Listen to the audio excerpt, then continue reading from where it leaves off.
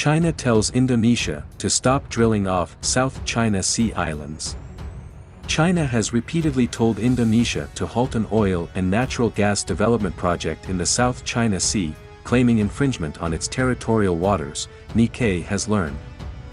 The exploratory drilling began in July near the Natuna Islands within Indonesia's exclusive economic zone, which overlaps China's expansive Nine-Line territorial claim covering much of the sea. In addition to the protests, China has sent Coast Guard vessels into the area to increase pressure, Indonesian government sources said, citing eyewitness accounts. Jakarta, which contends that no territorial dispute with China exists, has not disclosed Beijing's protests. Indonesia apparently regards a public response to the protests as tantamount to acknowledging the existence of a dispute. The round of drilling was completed in late November, said Vice Admiral on Kurnia, who heads the Indonesian Maritime Security Agency, known as Bakamla. China has territorial disputes across the South China Sea. The Philippines, Vietnam, Malaysia, Brunei and Taiwan have all made claims. Beijing has intensified activity near the Natuna Islands since 2019, escalating tensions with Jakarta. China's aggressive maritime activity echoes its strategy over the Japan-administered Sengketa Islands, which Beijing claims and calls the Diaoyu. From the beginning of the year through Sunday, Chinese Coast Guard vessels have entered Japan's territorial waters near the Sengketa in the East China Sea a total of 40 days, according to the Japan Coast Guard. Indonesia looks to bolster defenses in and around Natuna, suspecting that China is exploring opportunities to seize effective control of the islands. The Indonesian military is lengthening an air base runway so that additional planes can be deployed. Construction of a submarine base has begun as well. Local fishing vessels take part in an early warning system on the lookout for approaching Chinese ships. Indonesia and the US are building a joint training facility for Coast Guard personnel near Natuna.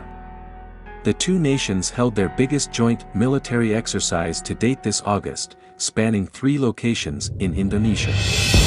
The drills simulated island defenses.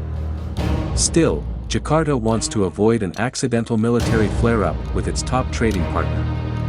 Indonesian Defense Minister Prabowo Subianto held online talks with his Chinese counterpart on November 30th and stressed his desire to build trust. China over claims to the entire South China Sea as the U.S. sends warships through the region.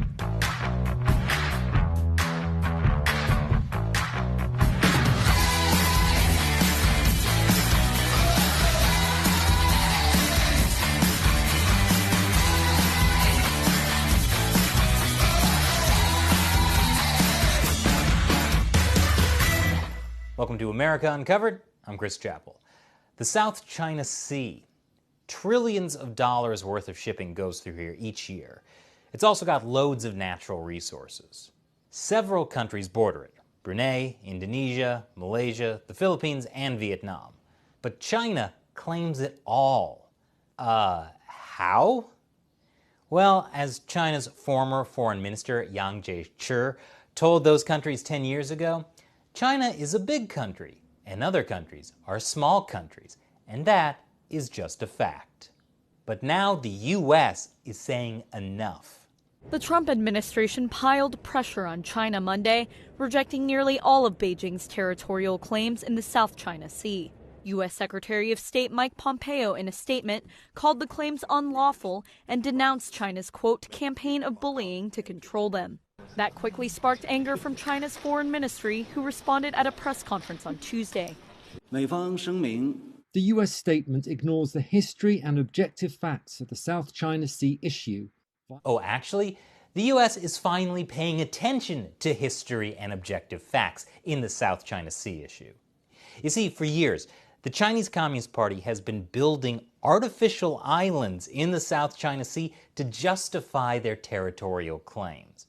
At first, they were like, there's nothing to worry about here, we're just building them for civilian use, and then put missile systems on those islands, and began flying nuclear bombers over them. But hey, maybe those are civilian missile launchers and nuclear bombers. The Chinese Coast Guard and maritime militia also go around doing things like attacking fishermen from other countries that also claim parts